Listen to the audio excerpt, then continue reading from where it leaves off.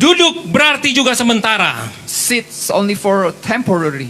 Tuhan Yesus masih akan datang kembali. Lord Jesus will come again.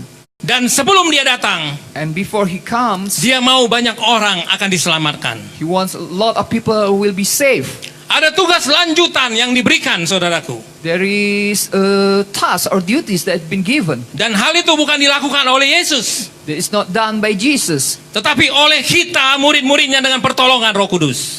but by us, his disciple, by the help of Holy Spirit. Pekerjaan penebusan memang sudah selesai. The work of redemption has been done.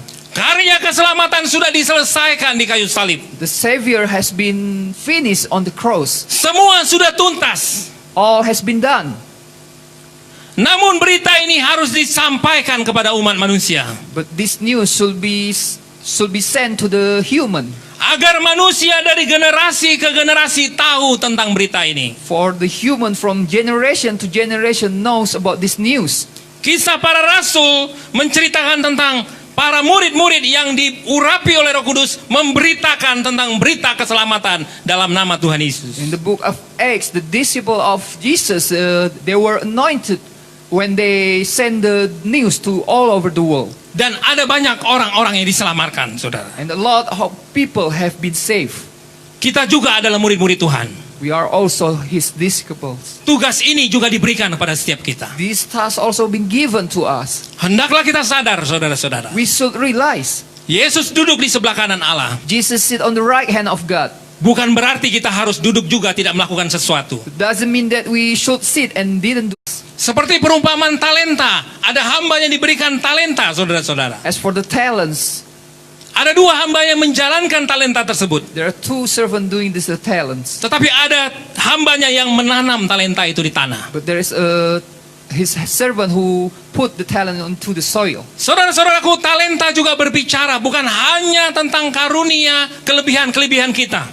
The talent also not only talk about our greatness or our advantages, Tetapi kesempatan kita sebagai orang percaya, saudara. but our chance as the believer. Kesempatan yang Tuhan berikan untuk kita memberitakan tentang keselamatan di dalam nama Yesus. The chance that God given to us that we could say we can deliver the word of Jesus. Sudahkah saudara memberitakan tentang Tuhan? Has brother and sister spread the news of God? Sudahkah saudara bersaksi tentang Tuhan? Has brother and sister testify about God? Atau saudara selama ini hanya duduk tidak melakukan sesuatu? Or brother and sister only sit and don't do anything? Saudara-saudaraku, hari kenaikan ini kembali mengingatkan kita akan tugas ini, saudara. My brother and sister, the day of ascension remind us this task. Namun untuk menjadi saksi, kita perlu kuasa. However, to testify, we need power. Kita perlu kuasa Roh Kudus. We need the power of Holy Spirit. Kisah para Rasul 1 ayat 8 berkata, tetapi kamu akan menerima kuasa kalau Roh Kudus turun ke atas kamu, dan kamu akan menjadi saksiku di Yerusalem dan di seluruh Yudea dan Samaria dan sampai ke ujung bumi. In the 8th verse 8 said, but you will receive power when the Holy Spirit has come upon you. You will be witness to me in Jerusalem, in all Judea and Samaria, and to the innermost part of the world. Inilah yang harus kita lakukan menjelang hari Pentakosta, saudara. This is what should have been done. Kita merindukan kuasa Roh Kudus turun. We eager for the Holy Spirit. Kita rindukan kita dibaptis dan dipenuhi oleh Roh Kudus. We miss by baptized by the Holy Spirit. Sehingga Roh Kudus akan memberikan kita keberanian dan kata-kata hikmat untuk memberitakan tentang Tuhan. And so Holy Spirit will give us power, strength, courage to tell about the God word.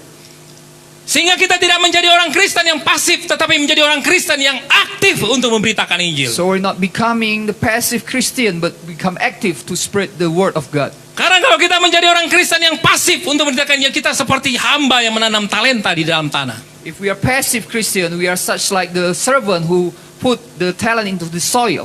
Saudara-saudaraku yang terkasih, menjelang hari Pentakosta, buka hati kepada Tuhan. My brother and sister, regarding to the day of the Pentecost, we should open our heart Agar kita dapat dipenuhi oleh Roh Kudusnya. so we could be filled by the Holy Spirit.